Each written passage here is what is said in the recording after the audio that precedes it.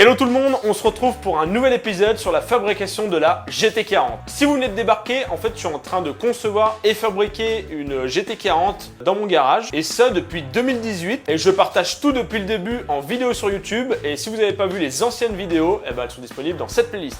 Ça vous fait déjà une bonne 60aine d'épisodes, hein, mais tous aussi intéressants les uns que les autres. Si ça vous plaît et si c'est pas encore déjà fait, je vous invite à vous abonner à la chaîne YouTube et à liker la vidéo quand vous aurez fini de la regarder, si elle vous a plu. Bien le bonjour. Oui, je stream sur un rapport Car Vertical. Qu'est-ce qu'il y a? C'est le sponsor de cette vidéo, mais qu'est-ce que c'est? Car Vertical, il vous propose de vérifier l'historique d'une auto avec son numéro châssis, ou encore plus simple, son numéro de plaque d'immatriculation. Vous avez vraiment beaucoup de données sur l'historique de l'automobile, à commencer par la localisation de la voiture au fur et à mesure des années. Vous voyez, ça défile derrière moi, c'est magique, c'est le montage, c'est le fond vert. Vous pouvez savoir si le véhicule a été volé et dans quel pays il a été volé, parce que c'est pas une très bonne idée d'acheter un véhicule qui est volé. Important aussi, les infos kilométriques. Par exemple, votre compteur, il est à 30 000 km et que sur Car Vertical, la voiture elle a 250 000 bornes. Il y a peut-être une magouille dans l'air. Vous avez bien sûr les spécificités de la voiture en fonction de son numéro et de sa plaque d'immatriculation. Ça peut être aussi très intéressant. Par exemple, si vous avez un 4 cylindres au lieu d'une version V8, voilà, vous le savez au moins. Si vous n'êtes pas très calé en moteur, vous pouvez le vérifier. Et sur les véhicules qui ont été accidentés, par exemple cette pauvre Audi, vous avez aussi des photos avant l'accident, donc pour contempler les dégâts du pilotage de l'ancien propriétaire. Je vous mets bien sûr tous les liens de Car Vertical en description de la vidéo, bien sûr. N'hésitez pas, en plus il y a un code promo. Et je vous dis à la prochaine.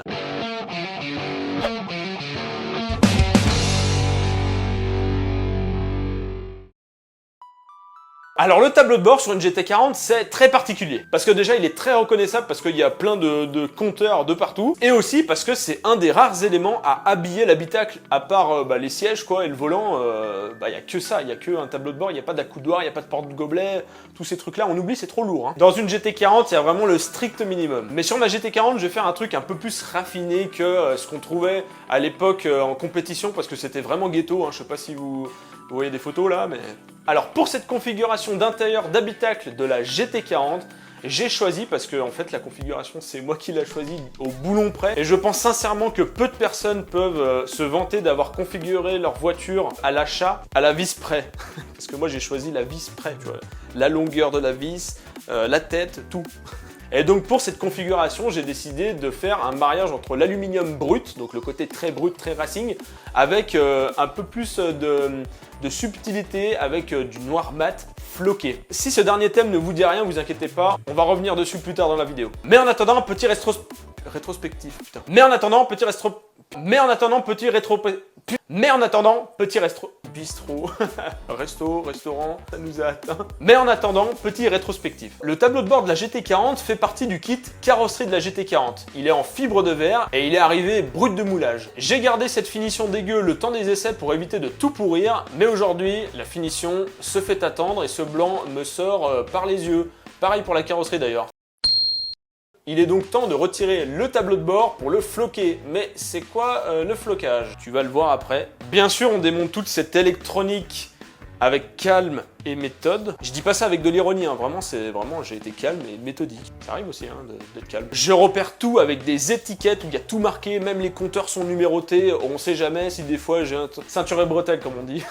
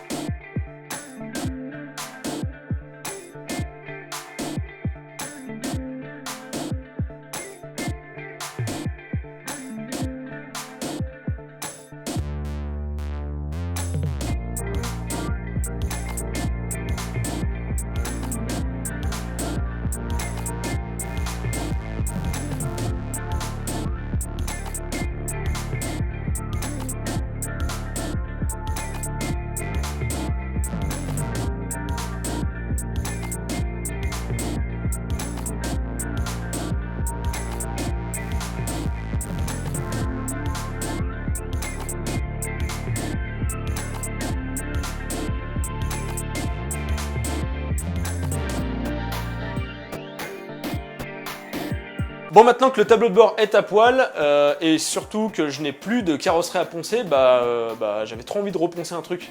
Donc je me suis dit je vais reponcer encore le tableau de bord pour puis mettre du mastic et tout. Enfin, j'adore tellement ça, le papier de verre, le truc avec la poussière, avec le mastic à appliquer tout le temps, à poncer pour que ça soit nickel.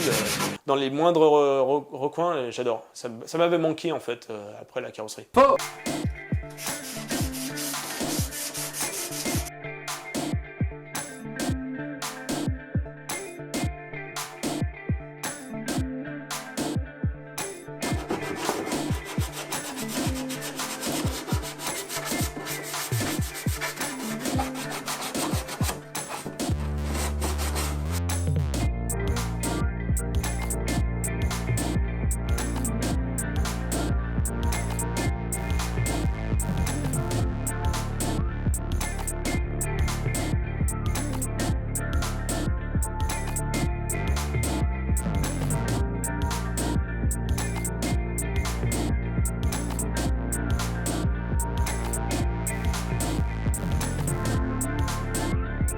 il est enfin prêt pour le flocage! Ah oui, c'est vrai, vous savez pas encore ce que c'est que le flocage, mais je vais vous expliquer tout de suite. Le flocage, en fait, c'est un revêtement qu'on applique généralement sur les tableaux de bord de voitures de compétition, donc rallye, endurance et tous les trucs comme ça. Donc c'est pas un truc que tu vas croiser dans une voiture stock de tous les jours. Hein. Alors pourquoi on met ce revêtement? Parce que c'est extrêmement pratique pour le pilote, surtout parce qu'il ne voit pas de reflet. En fait, ce revêtement, il est anti-reflet sur le pare-brise. Deuxième raison, c'est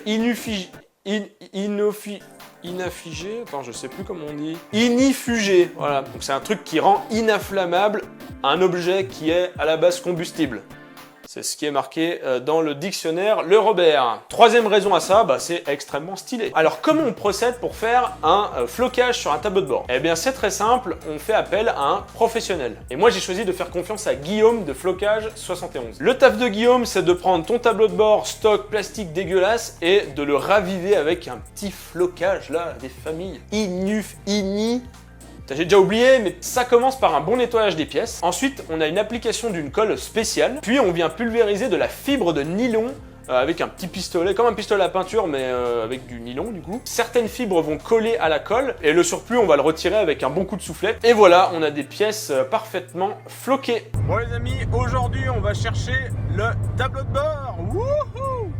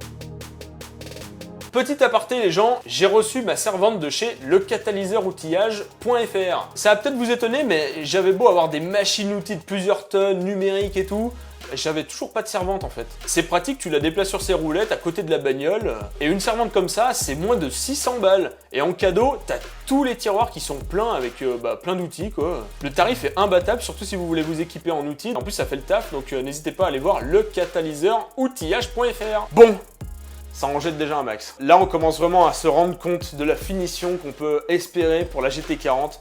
Vraiment du foxé propre, level 10 sur 10, tu vois. Je me lance des fleurs, et alors? Et ces petits interrupteurs là, façon aviation, je trouve que ça rend trop bien là, clic, clic, clic, clic, là c'est... Mais avant de faire clic, clic, clic, eh ben, il faudrait peut-être remettre le sac de nœuds d'électrique dedans, quoi, peut-être.